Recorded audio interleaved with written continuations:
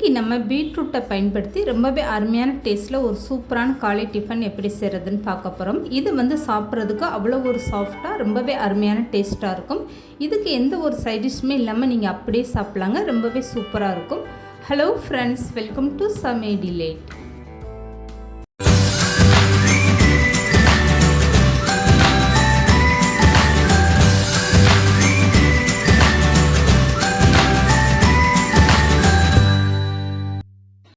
இது செய்கிறதுக்காக ஒரு மீடியம் சைஸில் பீட்ரூட் எடுத்துக்கோங்க. இதை தோல் நீக்கிட்டு நல்லா கழுவி எடுத்துக்கோங்க. ஒரு சின்னதாக பச்சை மிளகா, ஒரு துண்டு அளவுக்கு இஞ்சி, இது ரெண்டுமே தோல் நீக்கி எடுத்து வச்சுக்கோங்க. இப்போ தோல் நீக்கி கழுவின பீட்ரூட்டை சின்ன சின்ன பீஸாக கட் பண்ணி எடுத்துக்கோங்க. இதை மிக்ஸி ஜாரில் சேர்த்து அரைக்கும் போது உங்களுக்கு அவ்வளோ சீக்கிரம் அரைப்படாது. அதனால் சின்ன பீஸாக நீங்கள் இந்த மாதிரி கட் பண்ணி எடுத்துக்கோங்க. இப்போ ஒரு பீட்ரூட்டை கட் பண்ணி எடுத்தாச்சு. இதுக்கப்புறமா பச்சை மிளகாவை இந்த மாதிரி 2-3 நீங்கள் கிள்ளிட்டு சேர்த்துக்கோங்க. அப்போ மிக்ஸியில் சீக்கிரமாகவே நல்லா அரைப்பட்டுரும். இஞ்சியுமே இந்த மாதிரி சின்ன பீஸாக நீங்கள் கட் பண்ணிவிட்டு சேர்த்துக்கோங்க. பீட்ரூட்டு ரொம்ப சிறுசாக இருந்தால் நீங்கள் 2 சேர்த்துக்கோங்க. இப்போ கட் பண்ணி எடுத்த பீட்ரூட்டு, இஞ்சி, பச்சை மிளகாய் இது எல்லாமே சேர்த்து ஒரே மிக்ஸி ஜாரில் சேர்த்து அரைச்சிக்கோங்க. இப்போ இது எல்லாமே சேர்த்ததுக்கப்புறம் 1/4 கப் அளவுக்கு மட்டும் தண்ணி சேர்த்துக்கோங்க. அதிகமான தண்ணி சேர்க்க வேண்டாம். பீட்ரூட்டில் இருக்க சாறே நம்மளுக்கு போதுமான அளவு தான். இப்போ 1/4 கப் அளவுக்கு தண்ணி சேர்த்துட்டு மூடி போட்டு அப்படி நல்லா வலுவலுன்னு அரைச்சி எடுத்துகிட்டு வந்துடுங்க. கொஞ்சம் கூட அந்த பீட்ரூட் இல்லாத அளவுக்கு நல்லா வலுவலுன்னு அரைச்சி எடுத்துருங்க. அப்போ தான் உங்களுக்கு பீட்ரூட் சாறு நல்லா கிடைக்கும். இப்போ அரைச்சி எடுத்துகிட்டு வந்த பீட்ரூட் சாறை இந்த மாதிரி ஒரு ஜல்லடை வச்சுட்டு நீங்கள் வடிகட்டி எடுத்துக்கோங்க. பீட்ரூட் வடிகட்டும் போது இந்த மாதிரி பீட்ரூட் சக்கை எதுவும் வராத அளவுக்கு நல்லா சாறை மட்டுமே நீங்கள் வடிகட்டி எடுத்து வச்சுக்கோங்க. கடைசியாக அந்த மிக்ஸி ஜாரில் ஒரு 1/4 கப் அளவுக்கு தண்ணி சேர்த்துட்டு நல்லா கழுவிட்டு அதையுமே சேர்த்து நல்லா வடிகட்டி எடுத்துக்கோங்க. மொத்தத்திலே இந்த பீட்ரூட் சாறு எடுக்கிறதுக்காக 1/2 கப் அளவுக்கு தண்ணி சேர்த்திங்கன்னா போதும். இப்போ பாருங்கள், இந்த பீட்ரூட் சாறு நல்லா திக்காகவே வடிகட்டி எடுத்தாச்சு. நான் ஸ்பூனில் எடுத்து காட்டுறேன் பாருங்கள் எந்த அளவுக்கு இந்த சாறு நல்லா திக்காக இருக்குன்னு. இது அப்படியே ஒரு ஓரமாக எடுத்து வச்சுருங்க. இதுக்கப்புறம் அதே மிக்ஸி ஜாரில் 1/2 கப் அளவுக்கு கடலை மாவு சேர்த்துக்கோங்க. 1/2 கப் அளவுக்கு கார்ன்ஃப்ளவர் மாவு சேர்த்துக்கோங்க. இது கூடவே 1/2 கப் அளவுக்கு கெட்டியான தயிர் புளிப்பு இல்லாமல் சேர்த்துக்கோங்க. நீங்கள் கடலை மாவு, கார்ன்ஃப்ளவர் மாவு, தயிர் இது எல்லாமே ஒரே கப்பில் நீங்கள் 1/2 கப் அளவுக்கு அளந்து எடுத்துக்கோங்க. இப்போ இது எல்லாமே சேர்த்ததுக்கப்புறம் நல்லா அரைச்சி எடுத்துகிட்டு வந்துடுங்க. மிக்ஸி ஜாரில் சேர்த்துருக்க கடலை மாவு, தயிர் எல்லாமே சேர்ந்து நல்லா மிக்ஸ் ஆகிற வரைக்கும் நல்லா அடித்து எடுத்துக்கோங்க. இப்போ அரைச்சி எடுத்துகிட்டு வந்த மாவை ஒரு அகலமான பாத்திரத்தில் அப்படியே மாற்றிக்கோங்க. மாவு எந்த அளவுக்கு நல்லா திக்காக இருக்குது பாருங்கள். இப்போ இது கூடவே 1 கப் அளவுக்கு பீட்ரூட் சாறு சேர்த்துக்கோங்க. 1/2 கப் அளவுக்கு தண்ணி சேர்த்து வடிகட்டி எடுத்து வச்ச பீட்ரூட் சாறு இப்போ 1 கப் அளவுக்கு இருக்குது. இதை அப்படியே சேர்த்துட்டு அடுப்பு எதுவுமே ஆன் பண்ணாமல் ஒரு டைம் நல்லா கலந்து கொடுத்துருங்க. இந்த மாவு, பீட்ரூட் சாறு எல்லாமே சேர்ந்து நல்லா மிக்ஸ் ஆகணும். ஃபஸ்ட்டு எடுத்ததுமே ஸ்டவ் ஆன் பண்ணிங்கன்னா உங்களுக்கு அங்கங்கே கெட்டியாக விழுந்துடும். இந்த மாதிரி ஒரு டைம் நல்லா கலந்து கொடுத்ததுக்கப்புறம் இப்போ ஸ்டவ் ஆன் பண்ணுங்கள்.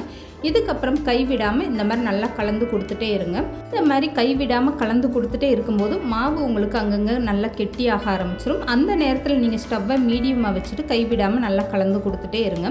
கார்ன்ஃப்ளவர் மாவெல்லாம் சேர்த்துருக்கிறதுனால இந்த மாவு சீக்கிரமாகவே நல்லா கெட்டி ஆயிரும். இப்போ பாருங்கள், பாத்திரத்தில் ஒட்டாத அளவுக்கு எந்த அளவுக்கு மாவு நல்லா திரண்டு வந்திருக்குன்னு. இந்த நேரத்தில் ஸ்டவ்வை கம்ப்ளீட்டாக குறைச்சிட்டு கையை லேசாக தண்ணியில் நனைச்சிட்டு இந்த மாவு எடுத்து இந்த மாதிரி லேசாக உருட்டி பாருங்கள்.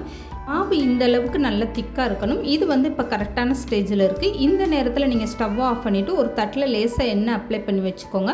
நம்ம ரெடி பண்ணி வச்சுருக்க பீட்ரூட் மாவை அப்படியே சேர்த்துட்டு இந்த மாதிரி மாவை நல்லா சமப்படுத்தி விட்டுருங்க. மாவு சூடாக இருக்கிறதுனால உங்களுக்கு சீக்கிரமாகவே கெட்டி ஆயிரும். உடனே இந்த மாதிரி நீங்கள் சமப்படுத்தி விட்டுருங்க. கிண்ணத்தில் பின்புறம் நீங்கள் எண்ணெய் அப்ளை பண்ணிவிட்டு இந்த மாவை இந்த மாதிரி ஒரே சமமாக நீங்கள் சமப்படுத்தி விட்டுருங்க. அப்போ தான் உங்களுக்கு பீஸ் போட்டு எடுக்க உங்களுக்கு ஈஸியாக இருக்கும். இப்போ இந்த மாவு எல்லாமே ஒரே சமமாக இந்த மாதிரி சமப்படுத்தி விட்டாச்சு. இது கரெக்டாக ஒரு 5 நிமிஷம் நல்லா ஆற வச்சிங்கன்னா போதும். இப்போ 5 நிமிஷத்துக்கு அப்புறம் கை வச்சு தொட்டு பாருங்கள், கொஞ்சம் கூட இந்த மாவு கையில் ஒட்டாமல் இருக்கும். இதுக்கப்புறமா கத்தி வச்சு இந்த மாதிரி சின்ன சின்ன பீஸாக நீங்கள் கட் பண்ணி எடுத்துக்கோங்க. இப்போ இந்த பீட்ரூட் மாவை கட் பண்ணும்போது பாருங்கள் எந்த அளவுக்கு நல்லா கத்தியில் ஒட்டாமல் நல்லா சாஃப்டாக ரொம்பவே சூப்பராக வந்திருக்கு பாருங்கள். நான் கடலை மாவு, கார்ன்ஃப்ளவர் மாவு ரெண்டுமே சேர்த்துருக்கேன். உங்களுக்கு கடலை மாவு சேர்க்க விருப்பம் இல்லைன்னா நீங்கள் பச்சரிசி மாவும் கார்ன்ஃப்ளவர் மாவும் சேர்த்து இந்த மாதிரி செய்யலாம். இப்போ கட் பண்ணி எடுத்த இந்த பீட்ரூட் மாவு பாருங்கள் எந்த அளவுக்கு நல்லா தட்டில் ஒட்டாத அளவுக்கு ரொம்பவே சூப்பராக வந்திருக்கு பாருங்கள். கையில் எடுக்கும்போது எந்த அளவுக்கு நல்லா சாஃப்டாக இருக்குது பாருங்கள். இது சாப்பிட்றதுக்குமே நல்லா சாஃப்டாக ரொம்பவே சூப்பரான டேஸ்ட்டாக இருக்கும். இப்போ வந்து கட் பண்ணி எடுத்த பீஸ் எல்லாமே தனியாக அப்படியே எடுத்து வச்சுருங்க. இதுக்கப்புறமா இந்த டிஃபனுக்கு ஒரு தாளிப்பு கொடுத்துடலாம். இது வந்து இன்னும் நல்லா வாசனையாகவும் டேஸ்ட்டாகவும் இருக்கும். இப்போ ஒரு அகலமான பாத்திரத்தில் 1 ஸ்பூன் அளவுக்கு சமையல் எண்ணெய் சேர்த்துக்கோங்க. எண்ணெய் நல்லா சூடானதுமே 1 ஸ்பூன் அளவுக்கு கடுகு உளுந்து சேர்த்துக்கோங்க. கடுகு உளுந்து நல்லா பொரிஞ்சு வந்ததும் 1/2 ஸ்பூன் அளவுக்கு ஜீரகம் சேர்த்துக்கோங்க. ஜீரகம் நல்லா பொரிஞ்சு வந்ததும் 1 ஸ்பூன் அளவுக்கு வெள்ளை எள்ளு சேர்த்துக்கோங்க. இப்போ எள்ளெல்லாம் சேர்த்துட்டு நல்லா பொரிஞ்சு வரட்டும். இதுக்கப்புறமா 1 கொத்தளவுக்கு கருவேப்பிலையும் 1 பச்சை மிளகாவை சின்ன சின்னதாக கட் பண்ணிவிட்டு சேர்த்துக்கோங்க.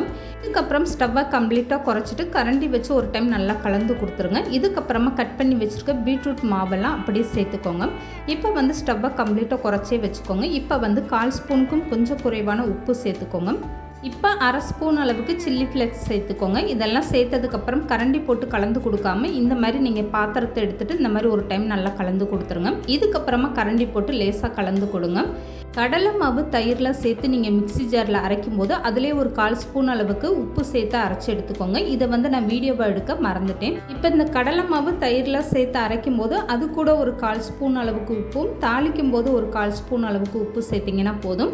இப்போ வந்து 2 நிமிஷத்துக்கு நல்லா கலந்து கொடுத்தாச்சு. இதுக்கப்புறமா துருவிய தேங்காய் சேர்த்துக்கோங்க. தேங்காய் சேர்த்ததுக்கப்புறம் ஒரு டைம் நல்லா கலந்து கொடுத்துட்டு அப்படியே ஸ்டவ்வை ஆஃப் பண்ணிடுங்க. இதுக்கப்புறமா கொஞ்சமாக கட் பண்ண கொத்தமல்லி தூவிட்டு ஒரு டைம் நல்லா கலந்து கொடுத்துருங்க. அவ்வளோதாங்க. ஒரு பீட்ரூட் இருந்தால் போதும். காலை டிஃபன் இந்த மாதிரி ஒரு அருமையான டேஸ்ட்டில் நீங்கள் செஞ்சு கொடுங்க. இதுலேயே வந்து நம்ம ஏற்கனவே பச்சை மிளகாலாம் சேர்த்துருக்கிறதுனால நல்ல காரமாக சாப்பிட்றதுக்கு ரொம்பவே அருமையான டேஸ்ட்டாக இருக்கும். இந்த மாதிரி டிஃபன் நீங்கள் குழந்தைகளுக்கெல்லாம் கொடுக்குறீங்கன்னா தாளிக்கும் போது பச்சை மிளகா பட்டை வத்தல் இதெல்லாம் சேர்க்காம நீங்கள் சும்மா தாளித்து கொடுத்தீங்கன்னா போதும். எடுக்கும் போதே எந்த அளவுக்கு நல்ல உதிரியாக ரொம்பவே சூப்பராக வந்திருக்கு பாருங்கள். இதை வந்து நீங்கள் காலையில் ஸ்கூலுக்கு போகிற குழந்தைகளுக்கெல்லாம் வச்சு கொடுத்தீங்கன்னா அவ்வளோ ஒரு ஆசையாக விரும்பி சாப்பிடுவாங்க. இதுக்கு எந்த ஒரு சைடிஷுமே வேண்டாம். அப்படி இல்லைன்னா நீங்கள் மதிய லஞ்ச் பாக்ஸில் வச்சு விடுங்க. கொஞ்சம் கூட மிச்சம் வைக்காமல் அப்படியே சாப்பிட்டு வந்துடுவாங்க. இந்த வீடியோ பிடிச்சிருந்தா லைக் பண்ணுங்கள், ஷேர் பண்ணுங்கள். மறக்காமல் சமையல் டெய்லி சேனலை சப்ஸ்கிரைப் பண்ணுங்கள்.